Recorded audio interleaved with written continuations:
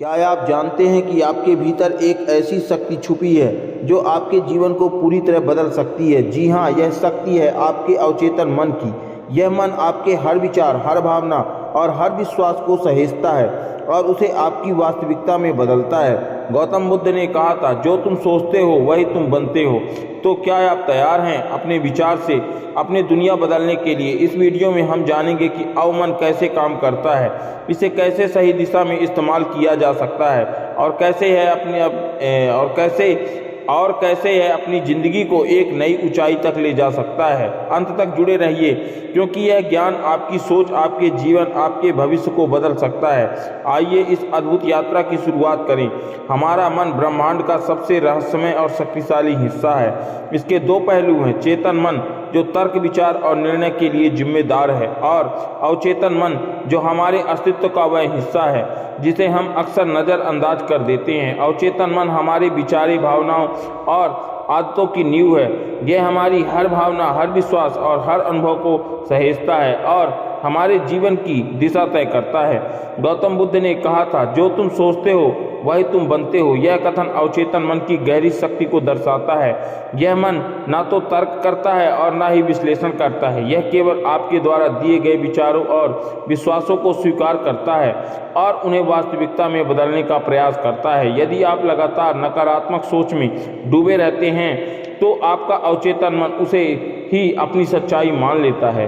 दूसरी ओर, यदि आप इसे सकारात्मक विचार और प्रेरणा से भरते हैं तो यह आपकी कल्पनाओं को सच कर सकता है।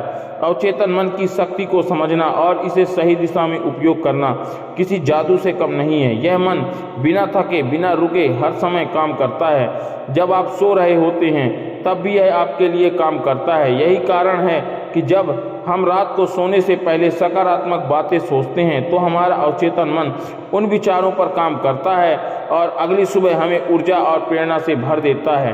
गौतम बुद्ध ने ध्यान को अवचेतन मन तक पहुंचने का सबसे प्रभावशाली साधन बताया। जब हम ध्यान करते हैं तो हमारा चेतन मन शांत हो जाता है और अवचेतन मन जागृत हो जाता है। यह उस गहराई में जाने का अवसर है जहां हमारे सारे डर, संदेह और नकारात्मक विचार छुपे होते हैं। ध्यान रखें, हमें इन नकारात्मक हो से मुक्ति दिलाने और सकारात्मक हो को स्थापित करने में मदद करता है। तो चलिए आज से ही अपने अवचेतन मन को सकारात्मक ऊर्जा से भरना शुरू करें, क्योंकि यही वह शक्ति है जो आपके जीवन को बदल सकती है। अब चेतन मन की शक्ति असीमित है। यह आपके हर सपने को पूरा कर सकता है, बशर्ते आप इसे सही संदेश दें। यदि आप मानते हैं कि आप सफल हो सकते हो तो यह मन आपके लिए उन अवसरों को पैदा करेगा जो आपको सफलता की ओर ले जाएंगे।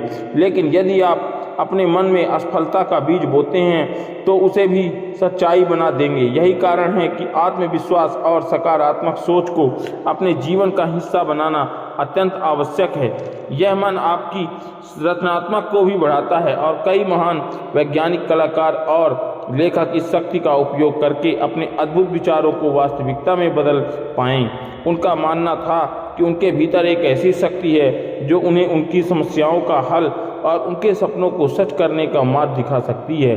अवचेतन मन केवल आपके व्यक्तिगत जीवन को ही नहीं बल्कि आपके रिश्तों और अपने कैरियर और यहाँ तक कि अपने स्वास्थ्य को भी प्रभावित करता है। जब आप अपने भीतर की इन शक्ति को पहचानते हैं और इसे सही दिशा में निर्देशित करते हैं तो आपके जीवन के हर क्षेत्र में सकारात्मक बदलाव आने लगता है। यह आपके अंदर की नकारात्मक ऊर्जा को सकारात्मक ऊर्जा में बदल देता है और आपको एक नए दृष्टिकोण से अपने जीवन को देखने में मदद करता है। अवचेतन मन की सबसे बड़ी विशेषता यह है कि यह आपकी सीमाओं को खत्म कर सकता है। कई बार हम सोचते हैं कि हम कुछ नहीं कर सकते क्योंकि हमें लगता है कि हमारी क्षमता सीमित है, लेकिन यह मन हमें हमारी असली क्षमता दिखाता है। यह हमें यह समझने में मदद करता है कि हम जो भी सोचते हैं वह संभव है।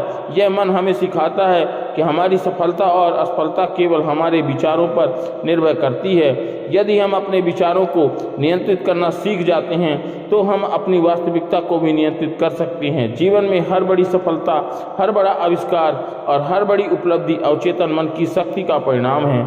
इसकी शक्ति का सही उपयोग करने के लिए हमें अपने विचारों पर ध्यान देना चाहिए। हमें यह देखना चाहिए कि हम दिन भर क्या सोच रहे हैं। यदि हमारे विचार नकारात्मक हैं तो हमें उन्हें तुरंत बदलना चाहिए। हमें खुद से यह कहना चाहिए कि हम सक्षम हैं, हम योग्य हैं और हम हर लक्ष्य को प्राप्त कर सकते हैं। यह सकारात्मक सोच हमारे अवचेतन मन को सक्रिय कर देगी और हमें वह ऊर्जा देगी जो हमें हमारे सपनों तक पहुंचा सकती है। अवचेतन मन एक ऐसी बीज है जो हमारे जीवन का पेड़ बनता जाता है। यदि आप इससे सकारात्मक विश्वास और आत्मविश्वास के बीच बोएंगे तो यह आपको सफलता का प्रांत देगा और शांति प्रदान करेगा और खुशी का फल देगा। लेकिन अगर आप इसे नकारात्मक डर और संदेह के बीच बोएंगे तो यह असफलता और निराशा का पेड़ बन जाएगा।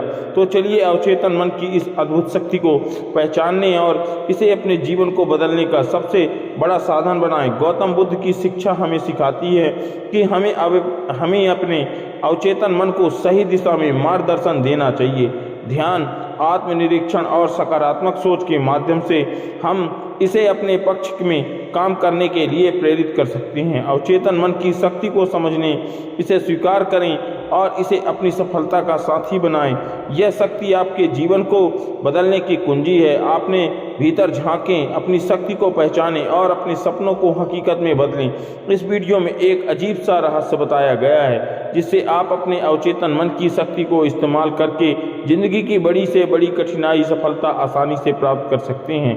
कैसे अपने अवचेतन मन की शक्ति को इस्तेमाल करना है, इसकी विधि क्या है, इस विषय पर हम आज एक अद्भुत कहानी आपको सुनाएंगे। तो चलिए कहानी की शुरुआत करते हैं। दोस्तों, हमारा जो चेतन मन होता है उससे करीब 9 गुना अधिक ताकतवर हमारा अवचेतन मन होता है। अगर 1 गुना ताकत हमारे चेतन मन के पास है तो इसका अर्थ यह हुआ कि उसे 9 गुना अधिक ताकत हमारे अवचेतन मन के पास है, क्योंकि अवचेतन मन ही हमारी पूरी शरीर को नियंत्रित करता है। चेतन मन हमारे दिमाग का एक हिस्सा है जो हमारे विचार और भावनाओं से प्रेरित होता है और हमारा चेतन मन ही तर्क वितर्क करने में हमारी मदद करता है। लेकिन दूसरी तरफ हमारा अवचेतन मन यह तर्क वितर्क नहीं करता है, उसकी जानकारी को ग्रहण कर लेता है जो इसे चेतन मन देता है। इसलिए जैसा हम अपने अवचेतन मन में सोचते हैं वैसे ही हम बनते चले जाते हैं। क्या आपने कभी इस बातों पर विचार किया है, कोई व्यक्ति दुखी क्यों है और वही दूसरा व्यक्ति इतना सुखी क्यों है? एक व्यक्ति सुख और समृद्धि से भरा हुआ है वही पर दूसरा व्यक्ति इतना गरीब और दुखी क्यों है? एक व्यक्ति भयभीत है और दूसरा व्यक्ति डरा हुआ है, जबकि दूसरा व्यक्ति आस्था और विश्वास से भरा हुआ है। एक व्यक्ति बड़े महलों में रहता है वहीं पर दूसरा व्यक्ति गरीब और टूटी फूटी झोपड़ी में रहता है। कोई बहुत सफल है तो कोई असफल है, कोई व्यक्ति कुछ ही मेहनत करके सफलता प्राप्त कर लेता है वहीं पर कोई दूसरा व्यक्ति जीवन भर मेहनत करने के बाद भी असफल ही रह जाता है। तो आखिर इन सब चीज़ों का कारण क्या है? क्या आपने कभी इन पर विचार करने की कोशिश की है? हमारे जीवन में जो भी अच्छा या बुरा हो रहा है वह हमारे चेतन मन पर निर्भर करता है। अर्थात यदि आप अपने चेतन मन में यह बात डालेंगे कि मेरे साथ जो कुछ भी हो रहा है वह अच्छा हो रहा है और मैं एक दिन कामयाब जरूर बनूंगा, तो आप अवश्य ही अपने जीवन में कामयाब बन जाएंगे। वहीं पर यदि आप अपने अवचेतन मन में बुरी बुरी या बातें डालेंगे अर्थात नकारात्मक बातें करेंगे तो आपके जीवन में केवल नकारात्मक ही भर जाएगी और आपके साथ कुछ भी अच्छा नहीं होगा। आप जहां जाएंगे वहां पर आपके हाथ केवल असफलता ही लगेगी। आप हमेशा निराश और परेशान ही रहेंगे, लेकिन लगातार स्वाद आपको कभी नहीं मिल पाएगा। इसीलिए यदि आप भी अपने मन को अच्छी तरह से जानना चाहते हैं तो वह सब काम करवाना चाहते हैं जो आप चाहते हैं और इसे अपने नियंत्रण में रखना चाहते हैं तो इस वीडियो को अंत तक जरूर देखिएगा, क्योंकि इस वीडियो में आपको ऐसी महत्वपूर्ण जानकारी मिलेंगी जिनकी मदद से आप अपना जीवन अच्छे से जी सकेंगे। आप जो चाहेंगे उसे हासिल कर सकेंगे, आप जिस भी लक्ष्य को प्राप्त करना चाहेंगे उसे आप प्राप्त कर सकेंगे। आज के इस वीडियो में हम जानने वाले हैं आखिर चेतन और अवचेतन मन में मुख्य अंतर क्या है और वह किस तरह से काम करता है। साथ ही हम अपने अवचेतन मन में अच्छी बातें किस प्रकार से डाल सकते हैं जिससे हमारा जीवन परिवर्तित हो सके और हमें सफलता की ओर आगे बढ़ा सके। बहुत समय पहले की बात है, नगर में एक बहुत ही प्रसिद्ध गुरु रहा करते थे। उनकी ख्याति दूर दूर तक फैली हुई थी। उनके आश्रम में उनके कई शिष्य थे। एक दिन संध्या में के वक्त वह गुरुवर अपने सभी शिष्यों को बुलाकर उन्हें उपदेश दे रहे थे। कह रहे थे, शिष्यों हमारा मस्तिष्क दो भागों में विभाजित है, चेतन और अवचेतन मन। चेतन मन हमारे मस्तिष्क का पहरेदार है, वहीं पर अवचेतन मन हमारा मालिक है। गुरु की आवाज़ सुनकर एक शिष्य खड़ा हुआ। वहाँ उस गुरु से कहता है, गुरुदेव आप क्या कहना चाहते हैं? आप क्या कह रहे हैं? क्या आप यह कहना चाहते हैं कि हमारे भीतर कोई और है जो मन को चला रहा है, जो हमारी सारी क्रियाओं पर नज़र रखे हुए है? इस पर गुरुवर उन शिष्य को मुस्कुराते हुए कहते हैं, प्रिय, मैं तुम्हें एक छोटी सी कहानी सुनाता हूँ। इस कहानी में तुम्हें तुम्हारे सवालों का जवाब मिल जाएगा।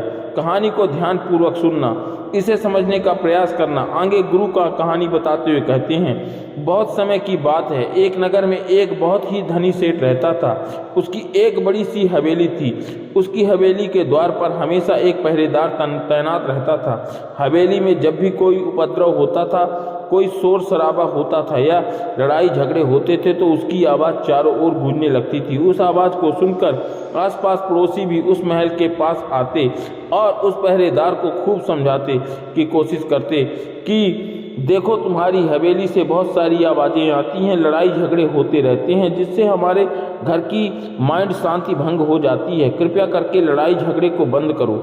आखिर शोर शराबे में क्या रखा है? इस तरह से लड़ाई झगड़ा करके तुम अपना जीवन शांति से कैसे बिता सकते हो? इस पर वह पहरेदार जवाब देते हुए कहता है, देखो भाई, मैं जानता हूँ कि लड़ाई झगड़े करना बुरी बात है, शराब करना बुरी बात है, लेकिन मैं क्या करूँ? इससे बहुत परेशान हूँ। जो भी लड़ाइयाँ होती हैं वह हवेली के अंदर होती हैं, इससे मेरी भी शांति भंग होती है। लेकिन आप मुझे क्यों समझा रहे हैं? इसका कारण मैं तो नहीं हूँ, इसका कारण तो मेरा मालिक है, तो आप उसे जाकर समझाइए। यह बात सुनकर पड़ोसी भी कहते हैं कि बात समझ जाता है और बात तो सही है, आखिर इससे इस पहरेदार की क्या गलती है? यह तो केवल अपना काम कर रहा है, गलती तो मालिक की है। वह उपद्रव करता है, शोर शराबा करता है, लड़ाई झगड़े करता है, और जब भी उसे यह सब करने का मन होता है तो वह हवेली के बाहर आता है, उपद्रव करता है और फिर वापस हवेली में जाकर बैठ जाता है। जिन लोगों को भी उस हवेली के मालिक से तकलीफ होती है, जिनकी शांति भंग होती है, तो वे सभी आकर उस पहरेदार को ही समझाने का प्रयास करते हैं। लेकिन क्या इससे यह समस्या सुलझ गई? क्या? इस प्रश्न के साथ गुरुवर अपने शिष्यों से कहते हैं, तुम्हें ही बताओ इसका क्या समाधान है? इस पर एक शिष्य गुरु के इस प्रश्न का जवाब देते हुए कहता है, गुरुदेव, जिन्हें उस हवेली के मालिक से तकलीफ है, जो शोर शराबा करते हैं, लड़ाई झगड़े करते हैं और लोगों को शांति भंग कर देता है, उन सभी को उसी से बात करनी चाहिए, तभी तो उसका समाधान निकलेगा। भला पहरेदार की इसमें क्या गलती है? यह तो केवल अपना काम कर रहा है और वह उससे ज़्यादा कर भी क्या सकता है? उसके हाथ में तो और कुछ भी नहीं है। इस पर गुरुदेव मुस्कुराते हुए अपने शिष्य से कहते हैं, भंते, ठीक इसी तरह से हमारा मन भी होता है। हमारा चेतन मन मनुष्य का पहरेदार होता है और पहरेदार को यह अच्छी तरह से पता है कि क्रोध करना बुरी बात है, बुरे शब्दों का इस्तेमाल करना बुरी बात है, अश्लील ख्यालों को में खोए रहना बुरी बात है। अर्थात हमारे चेतन मन को यह बात बहुत अच्छी तरह से पता है कि गुस्सा करना, आलस करना, काम वासना जैसे विचार गलत हैं। यह सभी विकार हमारे भीतर से नकारात्मक विचार उत्पन्न करते हैं, जिससे हमारा विनाश होता है। लेकिन वह कर भी क्या सकता है? वह चीज़ उसके हाथ में है ही नहीं, क्योंकि वह चीज़ कर ही नहीं रहा है, यह तो अंदर बैठा मालिक कर रहा है, अर्थात हमारा अवचेतन मन, जो हमसे कोई भी कार्य बहुत ही आसानी से करवा लेता है। और यह सभी बातें हम में से हर कोई अच्छी तरह से जानता है। हमें ऐसा लगता है कि हम अच्छी तरह से समझ चुके हैं, जैसे कि वह पहरेदार समझता था, लेकिन वास्तविकता में तो इससे हमारे जीवन पर कोई भी बुनियादी फर्क नहीं पड़ता। आगे वह गुरु शिष्य से कहते हैं, भाई प्रिय, तुमने भी अपने आप को कई बार यह समझाने की कोशिश की होगी कि मुझे सुबह सही समय पर उठना है, आश्रम की साफ सफाई करनी है, भिक्षा मांगना जाना है और रात को आने के बाद मुझे ध्यान भी करना है, लेकिन क्या इससे कोई फर्क पड़ रहा? इसका जवाब देते हुए शिष्य कहता है, नहीं, बिल्कुल नहीं। मैंने कई बार अपने आप को समझाया कि मुझे इस समय पर यह काम करना है, मुझे अपना समय व्यर्थ नहीं करना है, मुझे अपने समय पर सही उपयोग करना है और मुझे आगे बढ़ना है, लेकिन मैं चाहकर भी उन सभी कार्यों को समझ नहीं पा रहा हूँ, नहीं कर पा रहा हूँ। इस पर गुरुवर अपने शिष्यों से कहते हैं, हे शिष्य, जब भी हम अपने आप को कुछ समझाने का प्रयास करते हैं तो हमें ऐसा लगता है कि अब हम समझ चुके हैं और हम अब अपने कोई भी गलती नहीं होगी। हम सोचते हैं कि अब हमारा जीवन बदल जाएगा और हम जो भी करेंगे वह सब सही होगा, अब तो हम जीवन में सफलता प्राप्त कर ही लेंगे। लेकिन दूसरे ही पल हम यह पाते हैं कि हमारे जीवन में कोई बुनियादी बदलाव आया ही नहीं और ऐसा केवल हमारी नासमझी के कारण होता है। और हम अपनी नासमझी के कारण चेतन मन की जगह अपने अवचेतन मन को समझाने का प्रयास करते हैं, अर्थात मालिक को छोड़कर हम पहरेदार से ही बात करते रहते हैं और उसे समझाने की कोशिश करते हैं। लेकिन तुम यह क्या भूल जाते हो कि आखिर वह पहरेदार कर भी क्या सकता है, वह सब उसके हाथ में ही है। नहीं, हमें तो अपने अवचेतन मन को समझाने की आवश्यकता है। बुद्धि अर्थात वह पहरेदार जो यह समझ जाता है कि क्या सही है और क्या गलत है, क्या करना है और क्या नहीं करना है। लेकिन यह सारी बातें केवल हमारे चेतन मन तक सीमित रह जाती हैं। यह सारी बातें हवेली के उस मालिक अर्थात हमारे अवचेतन मन तक पहुंच ही नहीं पाती और यही कारण है कि हमारे जीवन में कभी कोई बुनियादी बदलाव नहीं हो रहा है और नहीं हो पाता है। ठीक उसी प्रकार जैसे कि यदि आपसे कोई कहता है कि पौधे में पानी डालोगे तो वह पौधा एक दिन बड़ा होकर और फिर उसमें फूल आएंगे, फल लगेंगे और आप उस बात को मान लेते हैं और उस पौधे में पानी भी डालते हैं। लेकिन आप पौधे की पत्तियों पर पानी डालते हैं और सोचते हैं कि इसमें फल फूल आएंगे। लेकिन जरा एक बार के लिए यह सोचिए कि अगर पत्तियों पर पानी डालने लगें और उसमें फूल और फल कैसे आएंगे। हमें तो उस पौधे की जड़ में पानी डालने की आवश्यकता है, लेकिन हम में से अधिकांश लोग केवल पत्तियों पर ही पानी छिड़क कर अपने आप को बहुत भाग्यशाली समझने लगते हैं। लेकिन ये सब भूल जाते हैं कि जो पानी वे पत्तियां पर छिड़क रहे हैं वह पानी पेड़ की गहराइयों में तो जा रही है और लेकिन वो उस जड़ तक नहीं पहुंच पा रहा है। ऐसे में उन पौधे पर फल और फूल कैसे लगेंगे। ठीक इसी प्रकार हम भी अपने मन के साथ एक ऐसा ही करेंगे और यही कारण है कि हम अपने जीवन में भी जो भी चाहते हैं वह हमें नहीं मिल पाता है। हम अपने जीवन में फल और फूल चाहते हैं लेकिन हमें नहीं मिल पाते हैं। इस पर शिष्य उन गुरुदेव से कहता है, हे गुरुदेव, फिर हमें क्या करना चाहिए? क्या ऐसा कोई उपाय है जिससे हम अपने चेतन मन की सारी बातें अपने अवचेतन मन तक पहुंचा सकें? क्या ऐसी कोई प्रक्रिया है जिससे हम अपने संदेश को अपने अवचेतन मन तक पहुंचा सकें? इस पर वह गुरु अपने शिष्य से कहते हैं, हे शिष्य, यदि तुम अपने संदेश को अवचेतन मन तक पहुंचा दिया तब तुम जो चाहोगे वह इच्छा प्राप्त कर सकते हो। तुम जैसा चाहोगे उस लक्ष्य को प्राप्त कर सकते हो, क्योंकि हमारा अवचेतन मन हमारे चेतन मन से 9 गुना अधिक शक्तिशाली होता है। तुमने कभी ना कभी देखा ही होगा कि एक मनोवैज्ञानिक जब किसी के मन के गुप्त राज को जानने की कोशिश करता है तब वह मनोवैज्ञानिक जब उसके मन की बात को बाहर निकाल पाना चाहता है, उसके अतीत में जो भी घटना घटी है उसमें साफ साफ रूप से प्रवेश करना चाहता है, तो इसके लिए वह हिप्नोटिज्म का उपयोग करता है। और तुम में से अधिकांश लोगों ने इस प्रक्रिया को देखा ही होगा कि इस प्रक्रिया का प्रयोग करके मन की सारी सूचनाएं अपने आप ही बाहर निकलती हैं। इस प्रकार हर किसी के मन को काबू में करने के लिए हम उससे जो चाहेंगे वह कार्य करवा सकते हैं। हाँ, अब तुम्हारे मन में यह प्रश्न उठ रहा होगा कि शायद वे सभी हमारे अवचेतन मन की चाल को समझते हैं, वे इसी अच्छी तरह से जानते हैं कि उसे किस तरह से अपने काबू में किया जा सकता है। तो इसका जवाब बड़ा ही सीधा और सरल है और इसका जवाब है हाँ, क्योंकि उन्होंने उसके ऊपर कई बार प्रयोग किया और वे इतने निपुण हो जाते हैं कि वे किसी भी दूसरे मन पर अपना काबू कर सकते हैं। और अगर तुम भी अपने अवचेतन मन की बात को समझते हो तो अपने मन की चाल को समझते हो तो तुम भी अपनी ही नहीं बल्कि किसी दूसरे की मन की वश में कर सकते हो। गुरुवर अपने उन शिष्य से कहते हैं, हे शिष्य, अपने अवचेतन मन तक संदेश पहुंचाने के लिए तुम्हें अपने चेतन मन को शांत करना होगा, उसे सुधारना होगा। और ऐसा इसलिए क्योंकि हमारा चेतन मन तर्क वितर्क करने में माहिर है, वह एक पहरेदार है। हमारी रक्षा के लिए हमारा हमेशा तैनात रहना चाहिए। इसीलिए जब भी तुम अपना कोई संदेश उस चेतन मन तक पहुंचाने की कोशिश करोगे तो वह तुमसे तर्क वितर्क जरूर करेगा और हमें अपनी बात अपने मालिक तक पहुंचाने की इजाज़त नहीं देता है। जब तक कि हम अपनी बात अपने चेतन मन को अच्छी तरह से समझा नहीं देते, उसे मना नहीं लेते या उसे शांत नहीं कर देते और हमें अपनी बात अपने मालिक तक पहुंचाने की इजाज़त तक नहीं देता और अपनी बात अपने मालिक तक पहुंचाने की इजाज़त तक नहीं देगा जब तक कि हम अपनी बात अपने चेतन मन को अच्छी तरह से समझा नहीं देते या उसे शांत नहीं कर देते, तब तक वह हमें उस हवेली में घुसने नहीं देगा। क्योंकि हमारी सामान्य बुद्धि अर्थात हमारा चेतन मन तर्क वितर्क करने में माहिर होता है और यही कारण है कि हम में से अधिकांश लोग अपने अवचेतन मन तक एक साफ और स्पष्ट संदेश पहुंचा ही नहीं पाते। इसी कारण हम अपने अवचेतन मन को भी अच्छी तरह से समझ नहीं पाते और हमारा अवचेतन मन तर्क वितर्क नहीं करता। उसे तो केवल साफ और स्पष्ट संदेश चाहिए जिस पर हम वह कार्य कर सकें और उस तक हम साफ और स्पष्ट संदेश तभी पहुंचा सकते हैं जब हमारा मन पूरी तरह से शांत रहेगा, जब हमारे मन में और कोई विचार नहीं होंगे।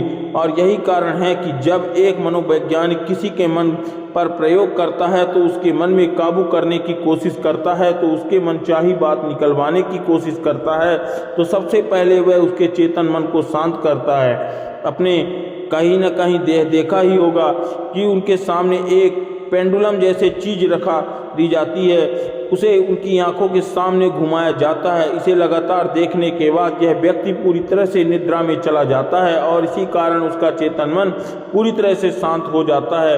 जब उसका पहरेदार पूरी तरह से सो जाता है, उसके पास तर्क वितर्क करने के लिए कोई नहीं बचता, तब वह वैज्ञानिक आसानी से उस हवेली में प्रवेश करता है और उस मालिक से जी भरकर बातें करता है। जो बातें वह चाहता है वो बातें वह से निकलवा ही लेता है। एक महान दार्शनिक ने कहा था, अगर बात समझ में आ जाए तो आपका जीवन परिवर्तन हो जाएगा, और हो जाता ही है।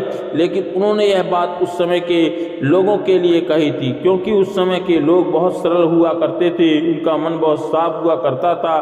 जो भी बातें उन्हें बताई जाती थी वे उन्हें खूब बड़ी शांतिपूर्वक सुनते थे और समझते थे। उस समय कोई भी तर्क वितर्क नहीं करता था, और जब कोई व्यक्ति तर्क वितर्क करने में माहिर होता था तो उसे तर्क वितर्क करने देते थे, शांति से उसकी बातें सुनते जब तक कि वह व्यक्ति तर्क वितर्क करके थक ना जाए।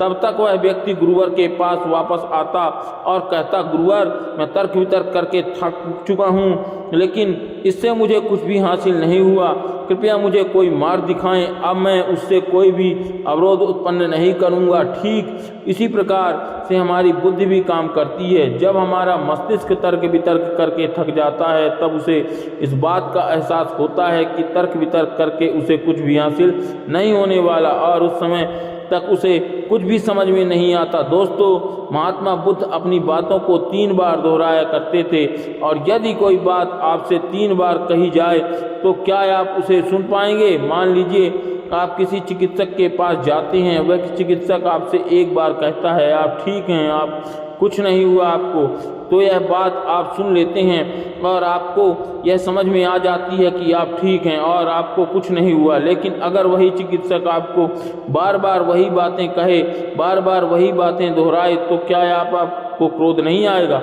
आप यही कहेंगे कि हाँ, मुझे यह बात समझ में आ चुकी है, आप बार बार एक ही बात क्यों दोहरा रहे हैं? मैं समझ चुका हूँ कि मैं बीमार नहीं हूँ और मुझे कुछ नहीं हुआ, तो इसको बार बार दोहराने से क्या फ़ायदा? लेकिन वास्तविकता यह है कि जब हम किसी बात को बार बार दोहराते हैं तो उससे हमारा चेतन मन ऊब जाता है, और बार बार उस बात को सुनने से हमारा चेतन मन उस पर ध्यान देना बंद कर देता है। और यही वह समय होता है जब हमारी बात हमारे अवचेतन मन तक पहुंचती है, और जब आपकी बात अवचेतन मन तक पहुंच जाती है तो यकीन मानिए सब कुछ संभव है। फिर चाहे वह आपकी जीवन में बड़ा लक्ष्य प्राप्त करना चाहें या फिर अपना स्वास्थ्य सुधारना चाहें, सब कुछ संभव हो जाएगा। दोस्तों, आपको कभी ना कभी यह किस्सा सुना ही होगा कि एक प्लेन क्रैश हो गया और उस प्लेन को जो भी पायलट था उसके प्लेन से गिरने की वजह से उसके शरीर की सारी हड्डियां टूट चुकी थीं, और जब उसे अस्पताल में भर्ती किया गया तो उसे हिलाया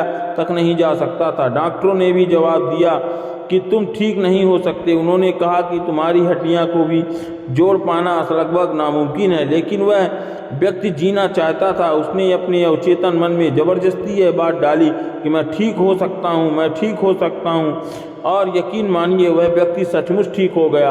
अपने पैरों पर चलना, अपने घर गया, केवल हमारे अवचेतन मन की शक्तियों के कारण। जब हम कुछ ठान लेते हैं, अपने मन को, अवचेतन मन को एक स्पष्ट और साफ संदेश देते हैं, तो हमारा अवचेतन मन हमसे कुछ ऐसे कार्य करवाने लगता है कि हमारे लिए सब कुछ मुमकिन हो जाता है। फिर चाहे वह जीवन में कोई बड़ा से बड़ा लक्ष्य प्राप्त करना हो, या फिर अपने स्वास्थ्य को सुधारना हो, या पुराने ज़माने में यह बहुत सरल हुआ करता था, क्योंकि उस समय लोग तर्क वितर्क नहीं किया करते थे। जो भी उन्हें कहा जाता था उसे बहुत ही ध्यान के साथ सुनने और समझने थे।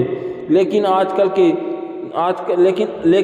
के तथा कठिन बुद्धिमान लोग इस सभी बातों को अंधविश्वास कहते हैं। लेकिन यह भी एक वास्तविकता है कि जैसा आप खुद से कहेंगे या खुद से कहते हैं, वैसे ही आप अंदर से बनते चले जाते हैं। आप अंदर से उतने ही और शांत होने लगते हैं। और जो भी व्यक्ति अपने मन की बकबक को शांत कर पाता है, वही शांति को प्राप्त कर पाता है। हमारी जो बुद्धिमानी है वह हमारे अवचेतन मन का एक रूप होती है। हमारा चेतन मन हमें कोई भी नई चीज़ें सीखने में मदद करता है। जैसे यदि आप कोई नई भाषा सीखना चाहते हैं या फिर कोई नई तकनीक सीखना चाहते हैं, तो इससे हमारा चेतन मन हमारी बहुत मदद करता है। लेकिन जब बात आती है भावनाओं की, जैसे क्रोध, कामना, आलस इत्यादि, जो भी हमारे अवचेतन मन का हिस्सा होते हैं, तो इन्हें हमें सीखना नहीं पड़ता। ये हमारे अंदर पहले से ही मौजूद होते हैं। क्या आपने कभी एक पल के लिए सोचा कि क्या आपने कभी क्रोध सीखा है? क्या आपने कभी काम वासना सीखी है? क्या आपने कभी आलस्य सीखा है? यदि आपको बचपन से ही किसी ऐसी जगह पर रखा जाए जहाँ कोई भी व्यक्ति ना हो, तब भी आपके भीतर यह सारे गुण आ ही जाएंगे, क्योंकि इसमें तो सिर्फ और सिर्फ हमारे अवचेतन मन का ही काम है।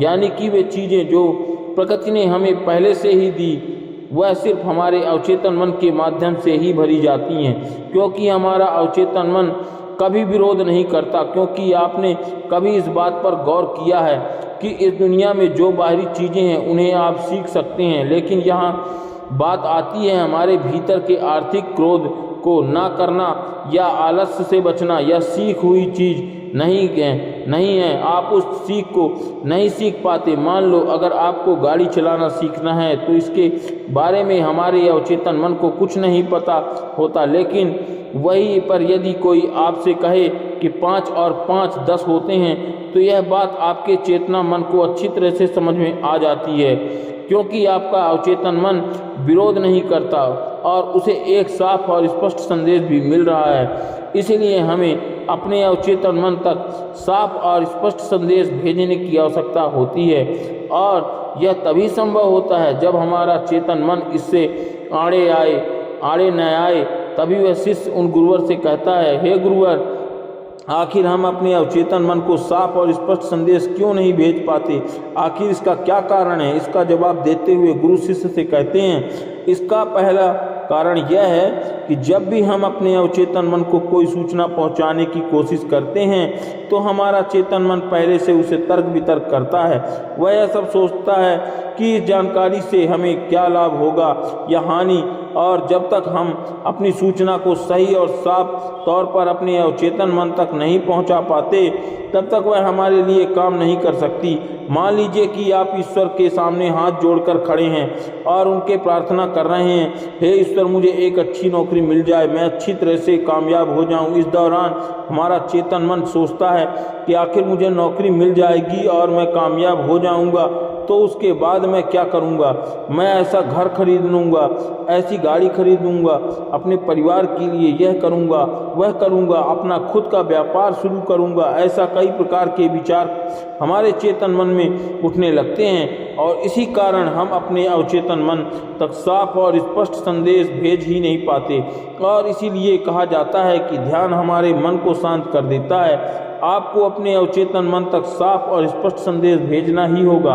अपने अवचेतन मन को अपने वश में करना ही होगा और अपने अवचेतन मन को वश में करने के लिए आप यह एक तरीका अपना सकते हैं।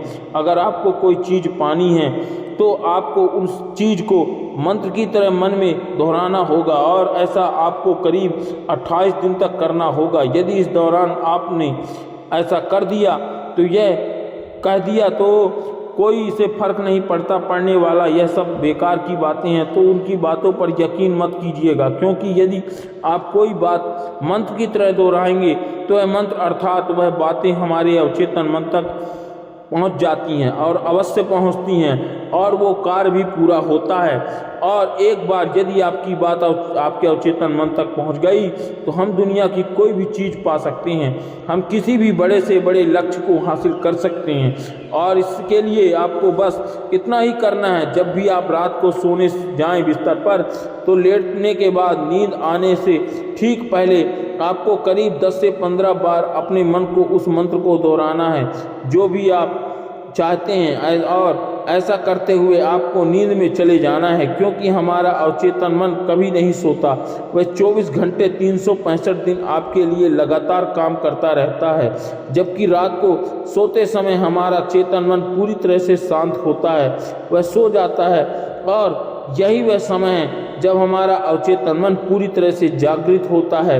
यह सबसे ज़्यादा शक्तिशाली होता है। रात को सोते वक्त जो भी बातें आप अपने मन में डालते हैं आप वैसे ही बनते चले जाते हैं। कभी आपने इस बात पर गौर किया है, जब भी आप रात को सोते वक्त कोई नकारात्मक बात या नकारात्मक जानकारी लेते हैं तो सुबह उठते ही आपको नकारात्मक विचार आते हैं, और वहीं पर यदि आप रात को सोते वक्त सकारात्मक जानकारी सकारात्मक बातें करते हैं तो अगले दिन सुबह आप बहुत ज़्यादा ताकतवर महसूस करते हैं। आपका दिन पहले से ज़्यादा अच्छा लगने लगता है, आप अब अच्छा महसूस कर पाते हैं। इसीलिए रात को सोते वक्त कभी भी अपने आप से नकारात्मक बातें ना करें।